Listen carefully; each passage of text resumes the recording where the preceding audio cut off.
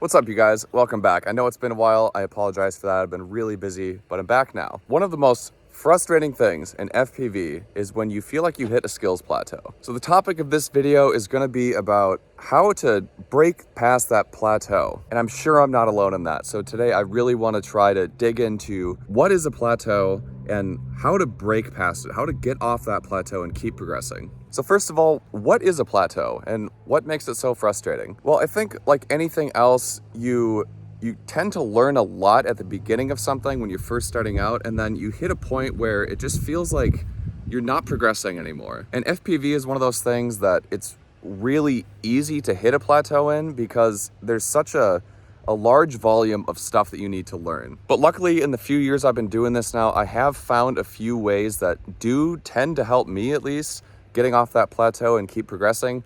So I'm going to try and share some of those with you guys today and just walk you through my process, because I am in a rut right now. I'm in a plateau. Really frustrating. I want to get out of this thing and keep moving up. So the first tip and kind of method I have to get out of a rut is try new tricks and try new spots. So today I'm at this park that I've flown at a bunch of times, but I've never flown this specific part of the park. And what that's going to do is it's going to force me to adapt to a new environment and hopefully, in the process of doing that, break out of the rut. You might see, a different line through something than you usually would. And once you see that, it kind of flips a switch in your brain and it helps you be more adaptable to new situations. And in this case, different flying styles. So let's fire up the drone and try this out. All right. So first of all, what I like to do is just get a lay of the land, get a feel for what you're working with in this new environment. So you can see we got a bunch of large gaps in between trees. So that's always good to practice new stuff because there's a much larger margin for error. So I do like those a lot. The other thing I'm noticing is there's really tall trees. So there's a lot of kind of vertical playground, I like to say. There's gaps up high. There are also gaps down low underneath the trees, quite a few of them. And there's picnic benches if you get really ballsy. And the next thing I like to do is just find your usual flow. Do the things that you normally would do, and then try to analyze what you're doing. Why you're doing it, why the same patterns repeat themselves. So I'm just going to do my typical flow here. Doing some random shit around trees, doing some juicy stuff. And it's okay, right? I've been doing this style for quite some time at this point, and I'm fairly decent at it. I definitely have my own style. But that's not what it's about today. What it's about today is trying to learn something new, trying to break out of that rut, and I definitely feel like I'm in a rut. So, instead of doing my usual, I'm going to purposely try to find things that I normally wouldn't do and just go for it.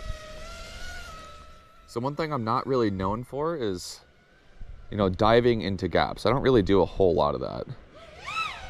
Woo! There. That was something new and fresh. I don't really do it too often. Let's try another one. That was bad.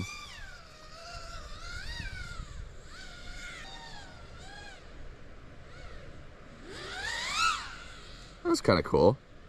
Just something fresh, something to keep it interesting. So you're not just doing the same tricks over and over again. Okay, so that right there, that's something I could have done. Let's try it again. I could have dove down there, pulled up, and swooped through this gap right here. So let's try that again. I don't really do a whole lot of that stuff.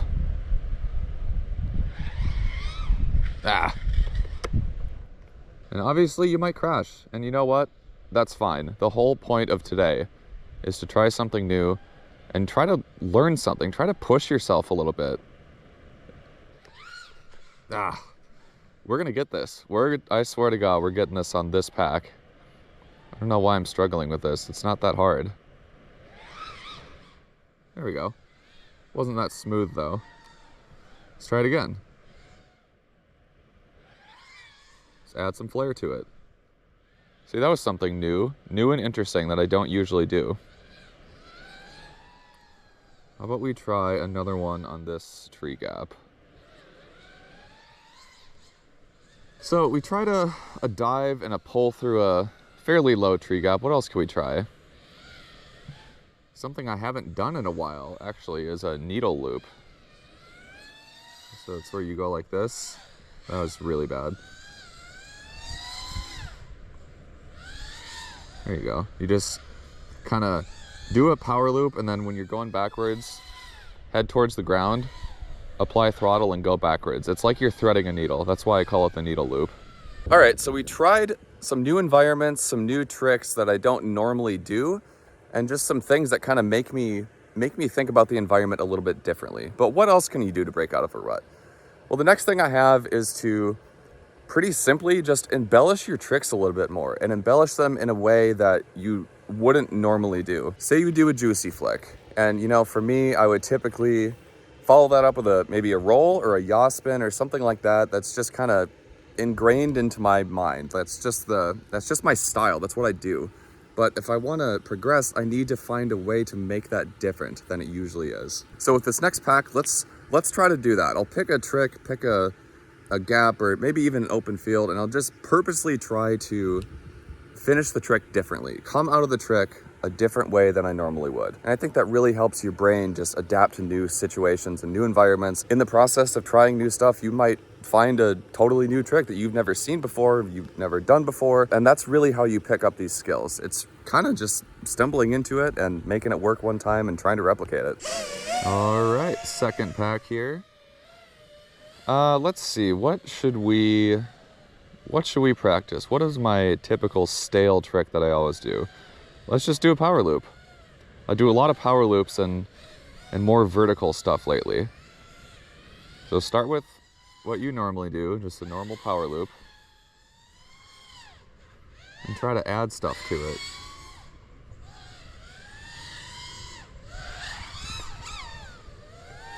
Ooh, actually, okay, so right here, let me start this over again. Power loop. See, that was something new. That was cool. That was a power loop into like a quarter Matty flip, and then do a spang eject out of that. It was a bad one, but that was kind of neat. So just experiment with stuff. You never know what you might find. Well, that was a pretty hard hit. I think it's fine. It just came unplugged. This is one of the reasons why I want to get a drone with toilet tank mounting. So that way when you crash, the battery doesn't shift at all. It just stays right there because it's mounted in the toilet tank configuration. So the strap prevents it from, shifting forwards or backwards. But anyways, what I tried to do there is a needle loop into kind of a backwards eject. So it's kind of like a normal needle loop, but instead of having the slow, smooth finish where you just go backwards, I tried to make it a really sharp eject like you'd see in a forward eject. You floor it and then you straighten out really fast and you go really fast horizontal. That's what I tried to do. Obviously it didn't work. Let's try it again. Needle loop. That was pretty sloppy. It was kind of high up, but try it again. There we go. You get the idea. Obviously, I'm not going to be that good at this because I haven't done it before, but just try a new trick. New ending to a trick. What else can we try? Oh, I got one. So, a normal rewind, at this point, they're kind of boring, right? Everyone does them. That was bad, but it's just nothing special anymore. It's not like when Johnny FPV used to do them. It's your standard rewind. But how can you embellish that? Well, just like you can change up how you come out of a trick, you can also change up how you go into a trick. So let me show you something I've been working on recently. This is just a good thing to break past your normal. So you go into a rewind on the same side or whatever that you usually would, But instead of just going straight up and rewinding, try to add something to it. So in this case, I'm doing a roll. Doing a full roll, and I'm catching myself at the tree, like that. It's not much, it's just adding one simple trick to a standard other trick. But it's cool because it's different. Let's try another one on this tree. So the next thing I gotta work on, obviously, is getting lower to the ground on that trick and staying lower.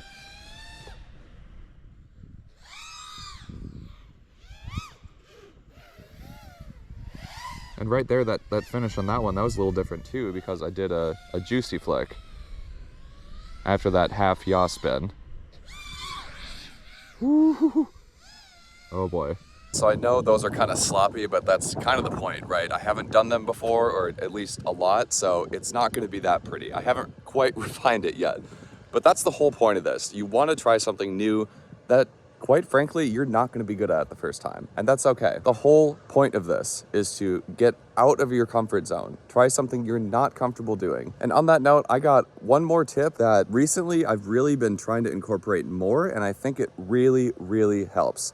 And that tip is find a gap or some confined space that you can just kind of stay within and try to do as many unique, weird moves and tricks as you can and try to make them look good. It seems like this style has become a lot more popular lately. I know pilots like Ox Plumes, he's pretty famous. That guy is incredible, and he is kind of known for this. He'll pick one feature, and for his entire freestyle video, he'll just, you know, play around that feature. He'll do power loops, matty flips, juicy flicks, yaw spins, anything, like literally anything. He just stays in one area, one feature the whole time and tries new stuff. And it's really cool. But if that's not your style, staying in one spot, that's okay, because what you can learn from doing this is how to incorporate more types of tricks and play with your momentum a little bit more, right? It's not always about just, oh, I'm flying this style, so I can't fly another style, or, oh, I don't like that style, I'm not gonna do any of it.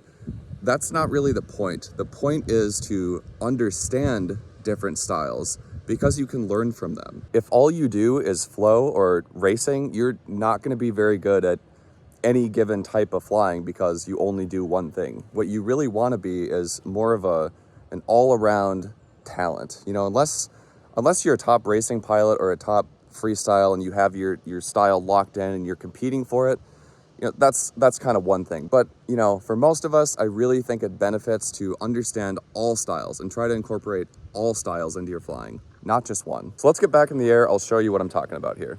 I've realized for this third method here, it's quite difficult to talk and fly at the same time. I'll do my best, but just a fair warning.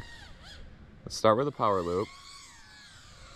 And again, we're just gonna try and stay in this general area. Do a couple matties.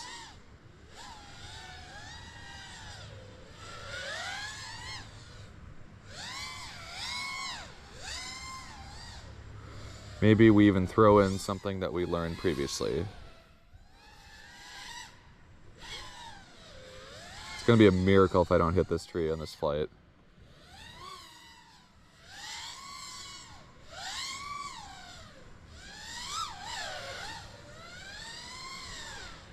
Try to trippy nothing here for a sec. Come back down, do some yaw stuff.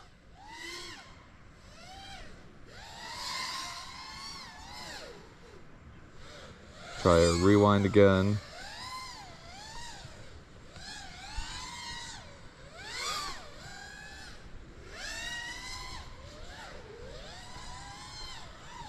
Oh boy, I'm getting close. I'm getting real close.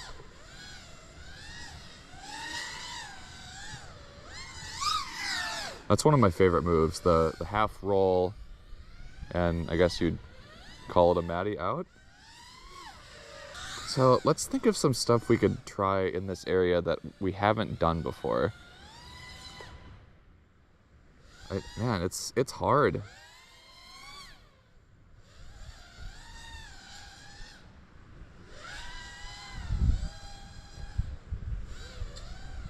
Oh boy. What if we just get in a power loop cycle and try some stuff at the end of it? That was kind of neat.